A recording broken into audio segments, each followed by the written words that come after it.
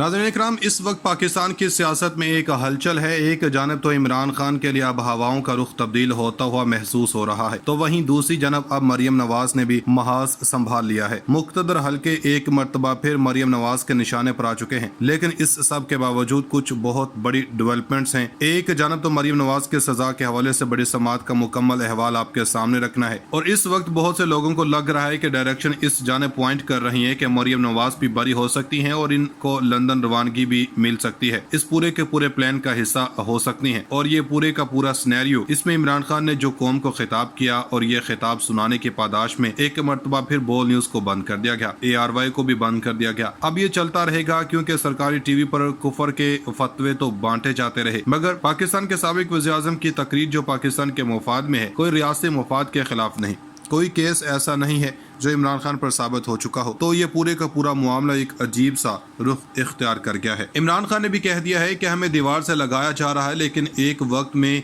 React करेंगे, हमारे पास इसके अलावा कोई चारा नहीं होगा। हमारे खिलाफ मीडिया को इस्तेमाल किया जा रहा है। इन्होंने दो टोक अल्फाज में कहा कि कोई समझता है कि इससे इनको फायदा होगा तो वो गलती पर है। अवाम को कॉल देना हमारी मजबूरी बनता जा रहा है। तमाम तर चीजों पर इमरान खान ने बात की और वही मुतालबा दोहराया कि जल्द से जल्द शफाफ इलेक्शन करवाए जाएं। इन्होंने कहा कि मुझे जाती तौर पर इलेक्शन का फायदा नहीं है, लेकिन मुल्क को नुकसान है और इस वक्त सूरत-ए-हाल बन चुकी है। लेकिन इन सब में एक जानब हवाओं का रुख तब्दील होना और इमरान खान का अगले चीफ की तैनाती तक ये सारा मामला मौखर करना, अगली हुकूमत के आने तक, फिर ये खबर आना कि एक न्यूट्रल वेन्यू पर दो बड़ों की मुलाकात हुई है, फिर इसहाक खाकवानी का दावा कि आर्मी चीफ और इमरान खान के दरमियान बड़ी मुलाकात हुई, इमरान खान के खिलाफ दहशतगर्दी के मुकदमे को लताड़ कर रख दिया, शहबाज गिल जमानत पर बरी हो चुके। इन तमाम डेवलपमेंट्स को एक कड़ी में देखें, एक जनबिल को घबराना बनता है इस वक्त हुकूमती इत्तेहाद का। सबसे ज्यादा नुकसान मुस्लिम लीग को इस चीज का नुकसान हुआ है, ये खुलकर अटैक करेंगे। मरियम नवाज ने शहबाज शरीफ पर खतरे की घंटी बजा दी है। मुख्तदर हलकों ने इनके पुराने केसेस खोल दिए हैं। मरियम नवाज कहती हैं कि 3 दिन में इमरान खान का सदेबाब कर दें। इन स्विंग जिसने भी करवाया है वो अपने कोच का नाम बताएं। इससे पहले भी कहा जाता रहा कि हमें अटक पार से अच्छी वाइब्स नहीं आती। इस तरह की चीजें ये करते रहे हैं। एक मरियम नवाज ने कहा कि जमात और हुकूमत का ओहदा अलग अलग होना चाहिए, यानी कि पार्टी अपनी सियासत अलग अलग करे और हुकूमत का मामला अलग होना चाहिए। लेकिन मरियम नवाज ने कहा कि हमारे मुल्क में आफत आई है, मगर शहबाज शरीफ हर जगह जा रहे हैं। इन्होंने कहा कि 5 अरब जमा किए और सोशल मीडिया पर खर्च कर डाले। फिर इन्होंने कहा कि निहाल हाशमी, तलाल चौधरी को तो मुआफी नहीं मिली, लेकिन एक फितने को सजा क्यों नहीं मिली। इमरान खान के मुतालिक के हवाला दिया गया बयान के बारे में इनका कहना था कि वो पहले असम्बलियां तहलील करें जो 2 सूबों में संभाल रखी हैं, लेकिन जो एवन फील्ड केस के समात बड़ी अहम है, सजा के खिलाफ अपीलों के समात में नैब को दलाइल के लिए 1 हफ्ते की मोहलत मिल गई है। इस्लामाबाद हाई कोर्ट में समात हुई। मरियम नवाज के वकील ने कहा कि रॉबर्ट रेडले पेश हुए थे और ट्रस्ट डीड जाली थी। कैलबरी फाउंड इस वक्त नहीं था जब डील हुई। एक्सपर्ट की राय को बुनियाद शवाहिद के तौर पर लिया गया, लेकिन एक्सपर्ट की राय कभी भी बुनियादी राय नहीं होती। वकील के मुताबिक जिरा में बताया गया कि ट्रस्ट डीड से कबल ये फाउंड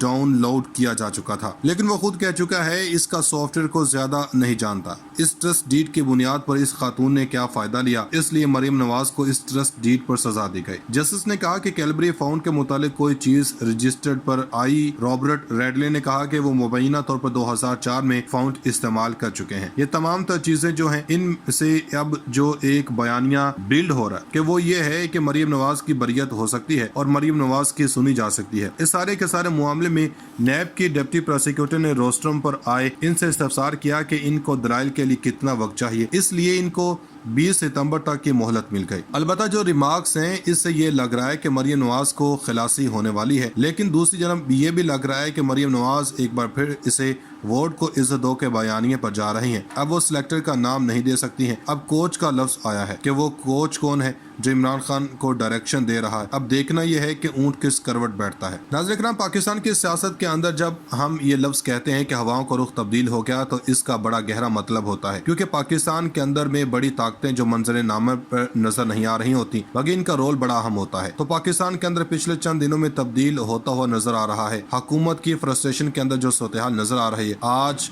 सबसे बड़ी खबर है कि इमरान खान के रास्ते में रुकावटें डालने के लिए जो आखिरी चीज मौजूद थी, आज वो भी हट गई है और कप्तान का रास्ता साफ हो गया। कप्तान रास्ता साफ होने का मतलब बड़ा वाज़ेह है, और कप्तान रास्ता साफ होने का मतलब ये है कि खान को अब कोई रोक नहीं सकता। और आपको ये चीजें होती हुई नजर आ रही होंगी। मिसाल के तौर पर आज बहुत सारी खुशखबरियां हैं, मगर इनमें सबसे سب سے پہلی خوشخبری شہباز گل کے حوالے سے ہے، جو کہ آپ جانتے ہیں کہ شہباز گل کو گرفتار کیا گیا تھا اور ان پر بغاوت کا مقدمہ کیا گیا، لیکن چیف جسٹس نے 3 سوال رکھے اور ان کا جواب کسی کے پاس نہیں تھا، جس کے بعد عدالت نے شہباز گل کو ضمانت پر رہا کرنے کا حکم دے دیا، جو کہ جب عدالت سے آپ کی ضمانت منظور ہوتی ہے تو شہباز گل کو 5 لاکھ کے مچلقے جمع کروا دیے گئے اور اس کے بعد عدالت کو روک کاب جاری ہوتی ہے اور اس کے بعد جیل والوں کے پاس پیغام جاتا ہے اور اس کے بعد جیل سے رہائی ملتی ہے۔ شہباز گل کے معاملے کے اوپر آپ جانتے ہیں کہ یہ کہا گیا تھا کہ عظما بخاری نے عمران خان کے پروگرام میں کہا کہ ہم شہباز گل کے منہ سے عمران خان کا نام نکلوانا چاہتے ہیں کہ داد دینی چاہیے شہباز گل کو کہ وہ خود تو ننگے ہو گئے، لیکن انہوں نے کئی لوگوں کو بلکہ پورے سسٹم کو ننگا کر دیا۔ شہباز گل کے بارے میں لڑکھڑائے نہیں ہے،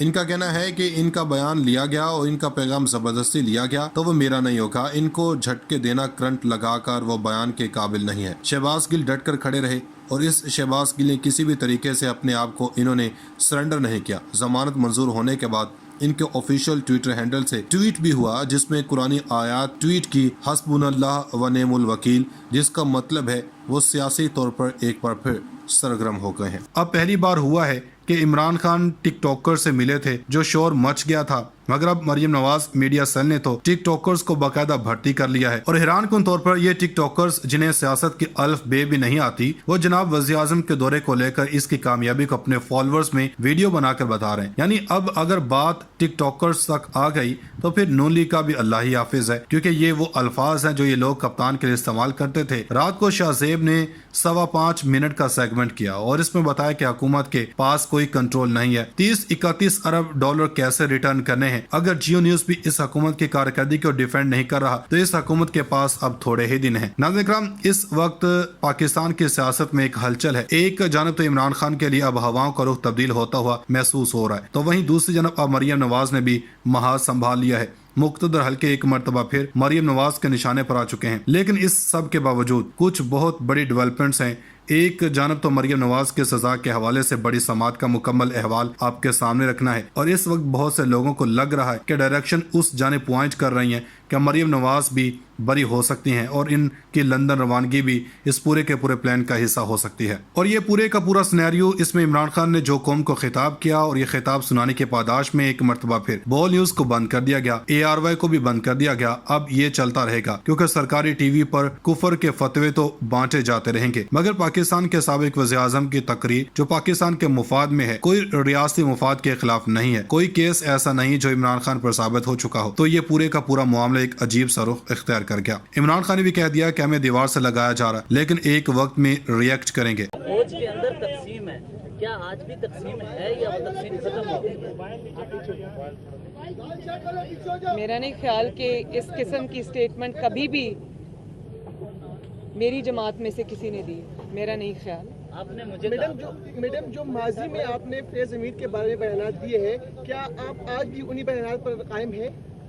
دیکھیں، وہ بیانات فیکٹس پہ مبنی تھے اور فیکٹس کبھی نہیں بدلتے۔ مریم صاحب کیا کہیں گے آپ؟ ایک طرف پرائم منسٹر شہباز شریف صاحب سیلاب سے متاثرہ علاقوں کو دورہ کرتے، دوسری طرف عمران خان صاحب جو ہے اسلام آباد دھرنا دینے کی باتیں کر رہے ہیں کہ پورا ملک جام کر دیں گے، اسلام آباد کہہ رہے ہیں